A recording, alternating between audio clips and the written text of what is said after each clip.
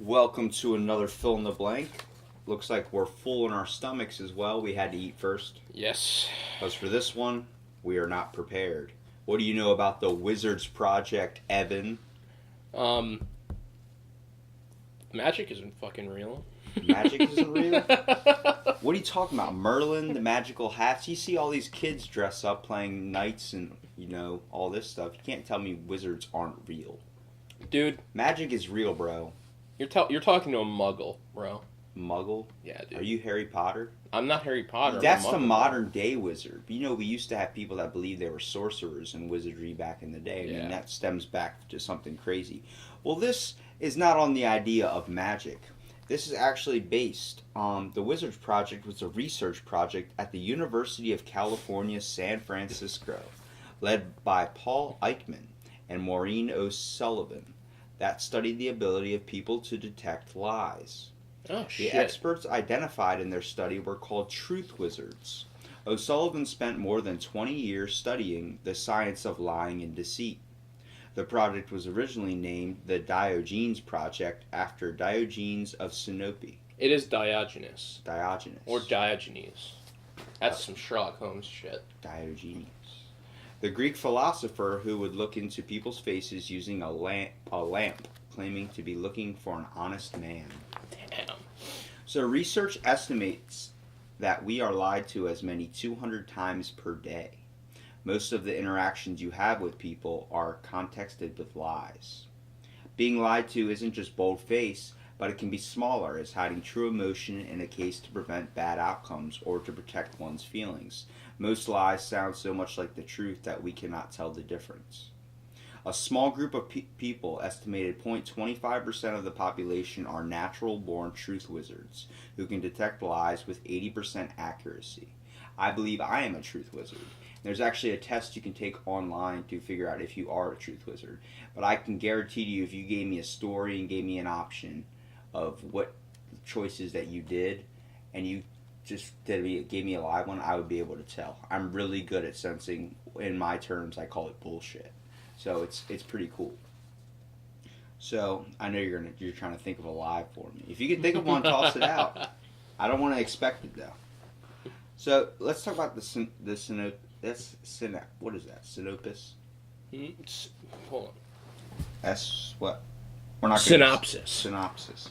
The project defined a truth wizard as a person identified who can identify deception with accuracy of at least 80%, whereas the average person rates around 50%. Damn. No truth wizard was 100% accurate. Wizard is used to mean a person of amazing skill or accomplishment. I think of wizard as Dumbledore, so... Yeah, that's... They got the wrong context for it. O'Sullivan and Ekman identified only 50 people as truth wizards after testing 20,000 from all walks of life, including the Secret Service, FBI, sheriffs, police attorneys, arbitrators, psychologists, students, and many others. Surprisingly, while psychiatrists and law enforcement personnel showed no more aptitude than college freshmen, Secret Service agents were the most skilled. They're probably because that's why they have that job. Yeah. But have you ever caught somebody in a lie? But have you ever just sensed that someone was lying and then found out later they weren't, but you just kind of accepted it at the time? I've caught people in lies and not and like run with them. What's your idea on lying? Like, how far does your idea of lying go? Because we talk about white-faced lies or little bold lies, like, hey, like, yeah, I took the trash out. Did you really? No, but I'll get to it. Like, yeah, technically that's a lie. So, lies like that make the fucking world go round. Like, society wouldn't work if people couldn't lie. Well, we're also lying as a society too, if you think about it. I mean, how many times are we wearing what we talk about as a mask in public? You're hiding your emotions, so you're lying to the world about who you really are. It's a like persona theory or something. Perception, I think. Your persona you have to have a is good perception to be a truth wizard. I think you have to know your persona is the like mask that you put on. For like in public situations, or like you can have like multiple personas for like different people you hang out with. So if I'm hanging out with my mom, I'm behaving differently than I am when I'm doing a podcast. So. Yeah, for sure. I mean, you're definitely going to act like different that's around your friends than you would your family. That's one of the more like large scale types of like lying, I mean, I'll tell anybody in my family I just took a massive dump, so I don't even really disguise myself at all. I'm Robbie all the time around. So he said, O'Sullivan remarked, "Our wizards are extraordinary, attuned to detecting the nuisances of facial expressions, body language, and ways of talking and thinking. Some of them can observe a videotape for a few seconds, and amazingly, they can describe 8 details about the person on the tape. Scientists are currently studying truth wizards to identify new ways to spot a liar. Truth wizards use a variety of clues to spot deception, and not depend on any one clue to identify a liar. Truth wizards have a knack for spotting micro-expressions. They also home in on inconsistencies in emotion, body language, and the spoken word with amazing skill."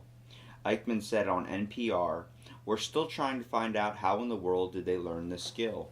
Are they sort of Mozart of lie detection? They just had it." Ekman points out that the success rate of truth wizards is without any specialized training, and claims that anyone can be detect in micro-expressions. One element used by truth wizards to spot deception in some case has a released training CD to know how to do it. Would you buy this man's CD? I wouldn't buy shit. Is he selling bullshit? I'm a cheapskate, so I wouldn't buy anything, but Well, let's talk about some of the controversies behind people being what they call truth wizards. Psychologists Charles F. Bond and Amit Yusel of Texas Christian University criticized the methodology used by Ekman and O'Sullivan, and suspected the performance of the reported truth wizards to be due to a chance, a type 1 error, concluding that convincing evidence of lie detection wizardry has never been presented. Gary D. Bond from Winston-Salem State University later replicated the experiment using a more rigorous protocol, and found 2 people to be exceptionally fast and accurate at lie detection out of the 112 law enforcement officers and 122 undergraduate students. A result consistent with Ekman and O'Sullivan's. Both expert at lie detection were female Native American born in the USA correctional officers. So this lie wizardry, it's very like Sherlock Holmesy, kind of. Do you think that's what makes a good detective? Not only being able to read someone, being able to read a room? It's the same exact kind of thing, because exactly what that said earlier, like, they don't use one clue to figure out if someone's lying or not. They, like, all the data adds up to the whole picture of, yeah, you're lying to me. Like recreating a crime scene or recreating someone's face. Also, when you're doing interrogations, you probably have to be a truth wizard. Think of how many people aren't truth wizards that are interrogators. Like imagine, like, because it's not just like, like, I saw you scratch your chin, you're lying. It's not that. It's like you scratch your chin, and also you're starting to sweat a little bit, and also your pupils dilated, and also you're tense, and and that whole picture would add up. Then you get more tense because they're saying you're tense, and you're like, oh god, like it's already looking like I'm guilty, even though I haven't done anything. It's like the amount of pressure that gets put on you. But how far, like, where do you see a truth wizard being beneficial? Do you see it beneficial in all aspects of life? I feel like when everyone says, I wish I could just read what people were thinking, you wouldn't want to know what everyone was thinking all the time. Because if you ended up knowing that you'd be so upset, because you would know how someone really thought about you. Maybe there's good reasons that we're lied to, and we're kind of ignorant of those lies. Like if you had a childhood dog or something that died, and you were away on college, like somewhere, the parents just decided not to tell you. They're lying to you about it because, it happened, but at the same time, you're not depressed. You're still like, hey, how's the dog? You're like, oh, it's fine. And then you change the topic. Like, was that a good lie? Is Santa Claus a good lie? Yeah, I think Santa Claus is a good... See, getting into Santa Claus, that's when he kind of... Teaching kids to believe in the, like, simple, like, the fun enjoyments lies of life. You don't want to... but that means parents are lying to us from the very start. The minute we're born into this world, we're lied to. Once you get your kids starting to be able to believe in lies like Santa Claus and the Easter Bunny, like, then they can start getting ready to believe in lies like justice and, meaning in life, Is it weird to think that we're born into a world of lies? Like, once we come in, we are open to this world, we're lied to already. See, the truth of the world is that, like, it's uncaring and unfair and unjust. But we as humans, like we lie to ourselves and are like, yes, justice exists. We like to think everything is run in the best, perfect way. We don't like to think there's any flaws in our thinking and any flaws in our lives or in our person. But if we lie to ourselves long enough, it can become true. Now, have you ever lied so much to yourself that you've convinced it and you think that's actually what happened? That's how people cheat lie detector tests. Yeah. It's like they say it so much that they believe it's the truth, and it's like even themselves believe that it happened. That's just something crazy in itself. Well, where did there are methods of like going into deep cover, like just lying to yourself, like, yes, I'm this man, not the other guy, I wonder who the first person that ever lied was. God. I'll sell you this magical jelly bean for all your worthy possessions. Who ate my fucking meat? Who ate Rex? Not me. So, O'Sullivan responded to Bond and Usul in Unicorns of Tiger Woods. Are lie detection experts myths or rarities? A response to On Lie Detection Warrants by Bond and Usul. Bond and Usul had critiqued a chapter which discussed the initial stages for a research program underway. They commented on two different issues in particular.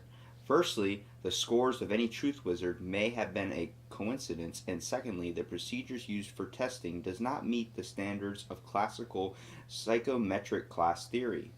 Ekman, Mark Frank, and O'Sullivan are published replying, Scoring and Reporting, a response to Bond, 2008. In addition, the methods employed by the original researchers have also come under criticism, with suggestion that methodological techniques and particular results have not yet been published fully. So where can we see some of this in popular culture? Ekman's work is the inspiration for the Fox TV series Lie to Me, from 2009 to 2011.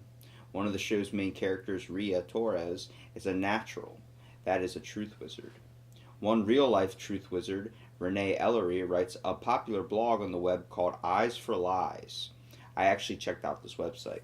And also maintains a website, eyesforlies.com. She has .org in the first one. She's going a little bit friendly there. So she has been blogging for about over 11 years and writes about the topics in hot news. She shares her thoughts about what makes her a suspect, a liar. Now, I've actually been to her site and everything, and she actually has like her own little blog where she asks people questions, and all these people are coming out like, I think I am a truth wizard. I can tell when someone's lying, like I'm really good at it. And it's weird to think, like, how far is someone just mocking it, or how far is it actually being, like, true? Like, someone actually has these abilities. I believe I have it. Now, do you believe me? But you haven't seen it. So it's like, how are you going to convince somebody? I believe, like, I don't know, there's some things I can sit there like, are you telling me the truth? And like, I know when you're lying to me. It's like I can sit there and be 100% positive when you are.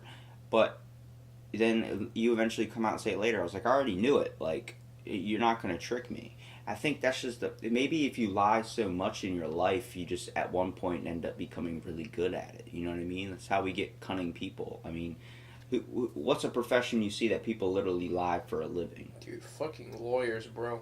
Jesus. Really? Lawyers? Well, certain kinds of lawyers. Well, like, what other job would you think? Definitely something to do with, like, money, right? Yeah. How many times is money brought, like, we think of money as corruption, and then corruption is lying, right? Probably lots of Wall Street men. Yeah. Selling penny stocks to people like it's $1 million company. Like, you gotta think Jordan Belfort style, like...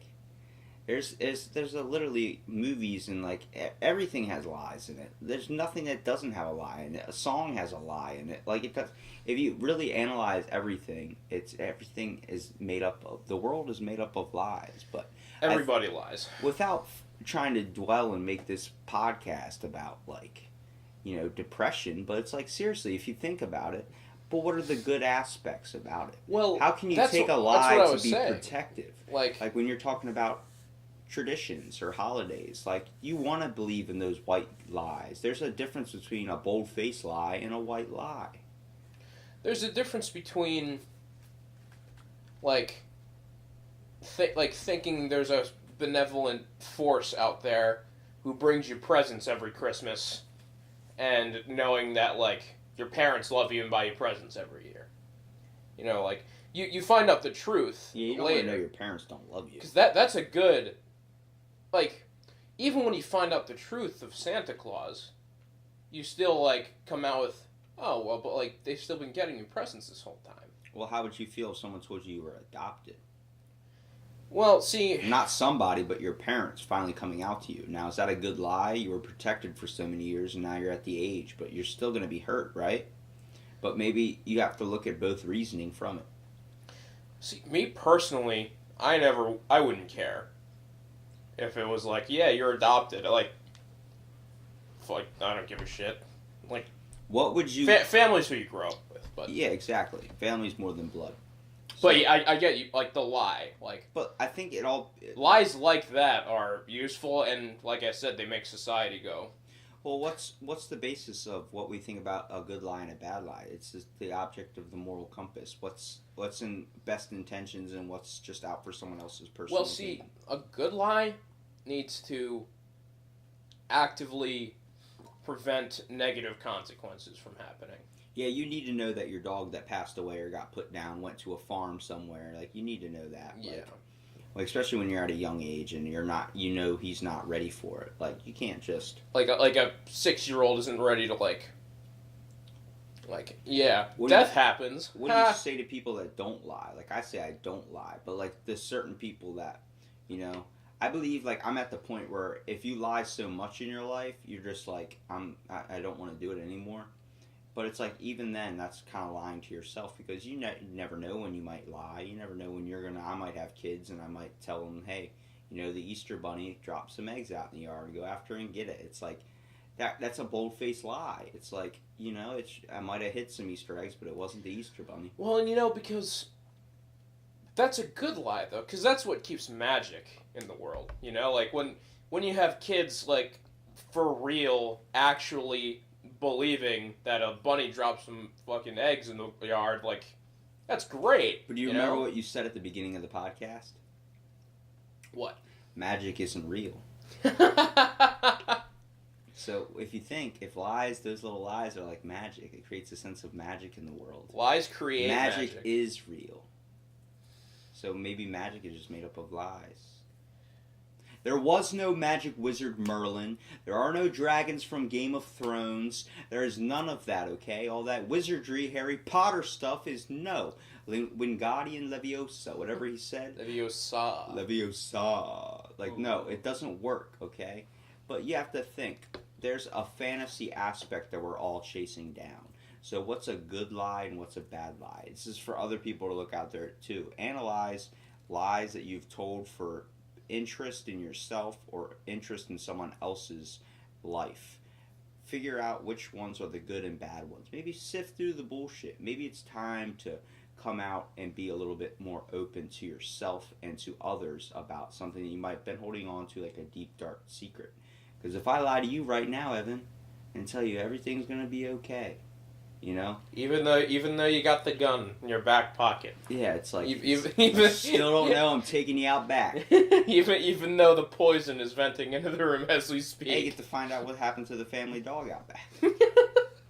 But anybody that wants to take a look and actually take the test online, it's on this lady's site. I'll actually read it again. Her name is Renee Ellery, and she writes a blog called Eyes for Lies. If you just type that in, you can actually check out her site. I'm going to give her a little bit of plug because I took her test and I am a truth wizard. But, take your own thing. It's pretty cool to understand that it was a study that is based on detecting truth wizards, and it's still going today where you can find out.